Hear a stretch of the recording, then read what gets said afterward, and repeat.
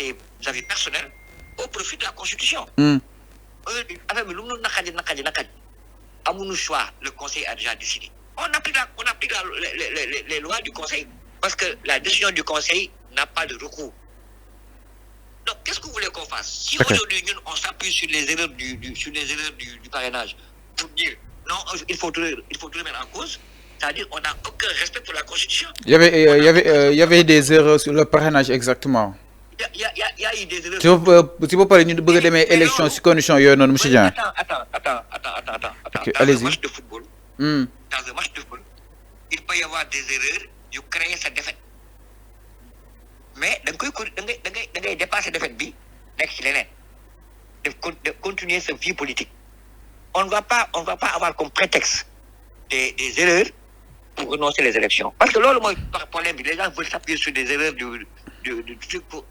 C'est pas une raison. Donc le Conseil constitutionnel, peut-être même sous faute, parce que ces décisions sont incontestables. Le Conseil, si vous voyez les décisions, même en faisant erreur, la décision s'applique à tout le monde, malgré les erreurs. Donc il faut ce débat-là, il faut le clore. Il ne faut pas que les gens continuent à dire oui, l'opposition n'a jamais demandé un report. L'opposition avait dit dans sa lettre que entre le 12 janvier et le 20 janvier, l'État et les services compétents avaient la possibilité de corriger les erreurs. Ils ne l'ont pas fait, c'est pas grave. Donc le 14 jàpp le 20 jàpp nga ni suñ bëggoon corriger wala suñ bëggoon peut-être corriger quelques impairs moo nañ ko def entre temps xoolaat seen ay parrainage. Voilà ci moment boobu c'était possible. Ok loolu passé na ils l'ont pas fait. Ok acté au continu. Alors on ne peut pas avoir ça comme prétexte pour justifier un report illégal des élections.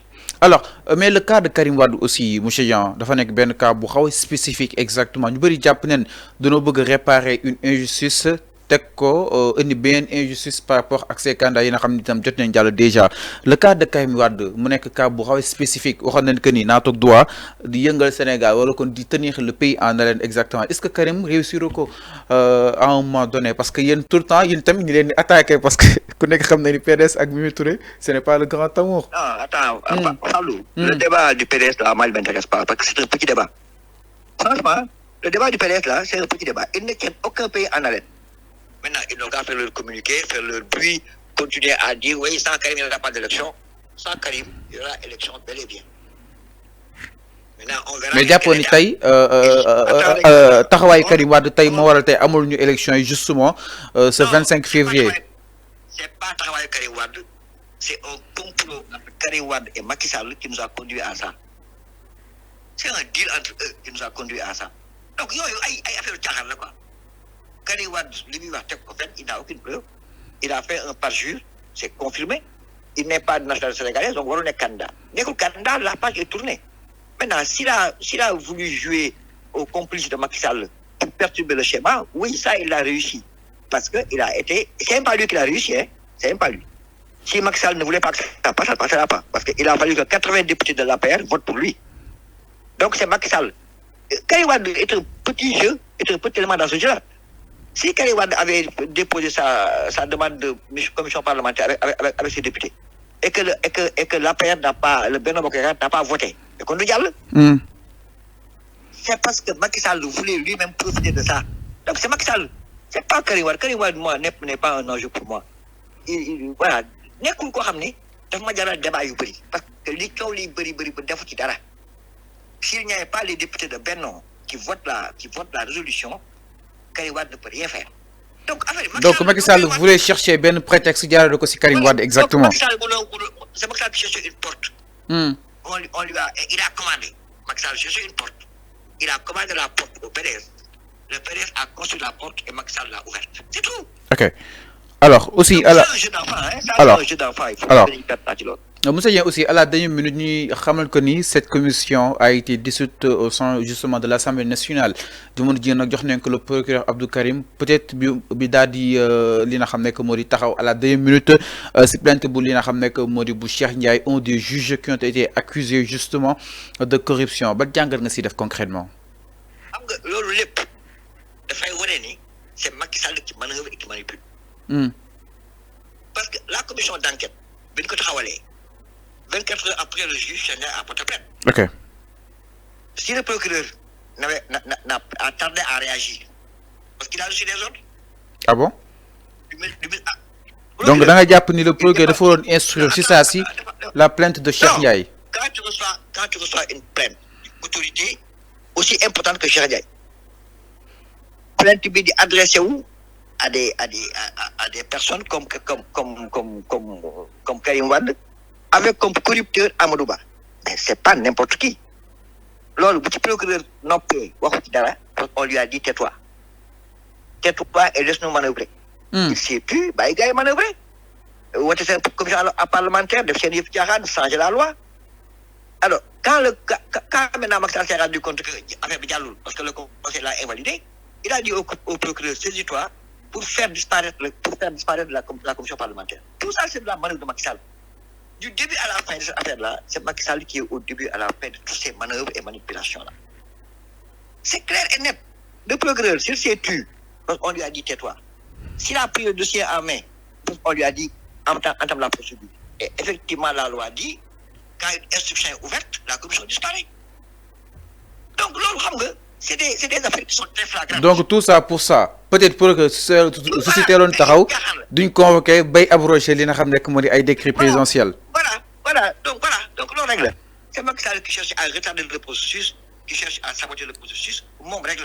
Mais est-ce que réussir ou concrètement, monsieur Dieng, est-ce que réussir ou Qu'est-ce qu'il a non, on peut dire parce qu'il y a une date échue le 25 février, vous l'avez persisté.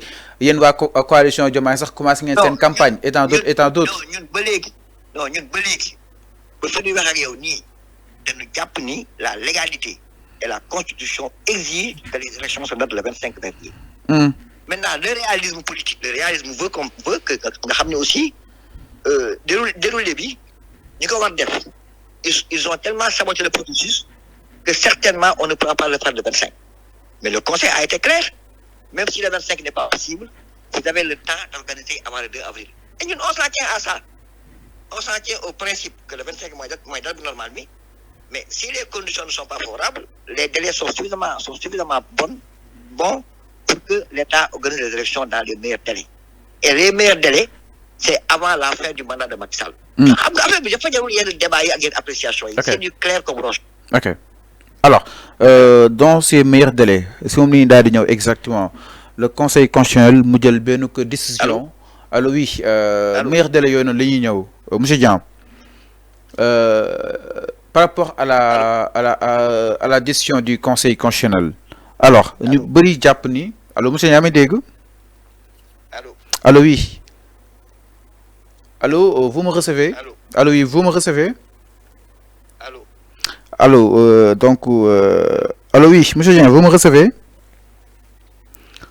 Allô? Alors donc ma leen fàttali ni ak ki nga xam ne que moo di monsieur Dieng justement mu daal di faree ci coalition Sonko 2024. Allô, salaamaaleykum monsieur Dieng, vous me recevez? Allô? Alors ñu am tuuti jafe-jafe si nga xam ne mooy wàllu réseau bi donc da nga koy daal di continuer ba tey suñu waxtaan fi nga xam ni itam nekkoon neen fa par rapport ak li nga xam ne moo di tolluwaay wi c'est important daal si war a mën a bàyyi xel bu baax a baax donc li nga xam ne moo di procureur bu ginnaaw bu mu daal di instruire li nga xam ne moo di cette plainte de Cheikh Ndiaye finalement jàpp leen itam li nga xam ne moo di yëf yi nag ki nga xam ne moo di Cheikh Ndiaye.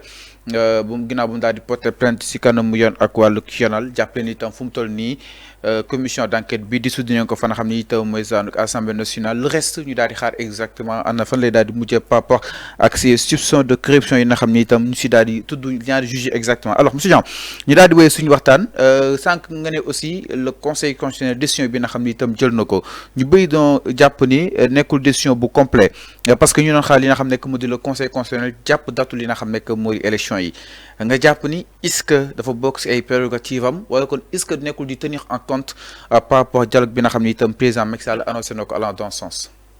Non, xam nga man du ma dugg ci ay jugement de valeur wala ay appréciation virtuelle. Li ma xam mooy selon la loi c'est le président qui doit fixer la date des élections. Par décret. Li ma xam également mooy le conseil constitutionnel c'est le juge des élections. Et que sous Amé Tagatimbe, le Conseil constitutionnel peut s'allonger certaines prérogatives pour réguler le Conseil, pour réguler les élections. Ce qui s'est passé pour le monde, c'est l'élégance. Ah bon? Su fekkoon ni tey bi conseil bi invalider décision Macky Sall ak bu assemblée su fekkoon dafa xool ni délai yi c'est tellement étriqué que moom il faut mu jël responsabilité. Certainement le conseil pourrait prendre une date.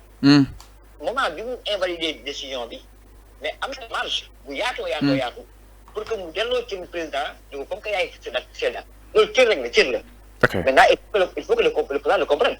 Il faut que le président comprenne que dañ ko delloo cër pour sagal ko.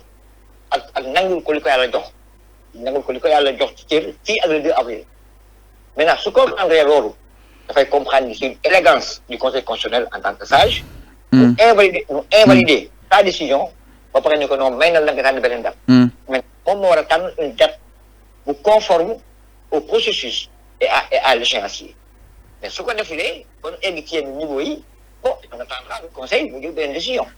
Mais président Macky Sall entre-temps est-ce que du tenir dialogue bi le conseil constitutionnel peut-être jox na ko cër bi nee na ko dans les meilleurs délais mais meilleurs délais yooyu noonu moo jaaxal nit ñi est-ce que jàppoon itam moo na ko tax benn fourchette boo xam ni dañuy fàtte ni ci constitution bi soo boolee loi 27 article 27 ak article 103 même un référendum ne peut pas changer la constitution. Waxuma la dialogue. Il y a une clause, ce qu'on appelle l'intangibilité de la loi et la clause d'éternité. C'est-à-dire, aujourd'hui, personne ne peut changer la Constitution sur la question du mandat. C'est une clause d'éternité. C'est que même un référendum ne pourrait pas le changer. Il faut vraiment des cas d'exception pour que nous puissions revenir sur l'euro. Donc, dialogue ne peut pas changer. Aucun dialogue ne peut le changer. Ils n'ont qu'à dialoguer pendant toute leur vie, mais il y a la clause d'éternité qui empêche au président ou à qui que ce soit de changer la date des élections qui est fixée au 25. Maintenant, le conseil une dérogation. La dérogation, l'élection peut être différée de quelques jours, mais impérativement, le 2 avril, au soir, Macky Sall ne doit pas être président. Donc maintenant, moi, intervalle pour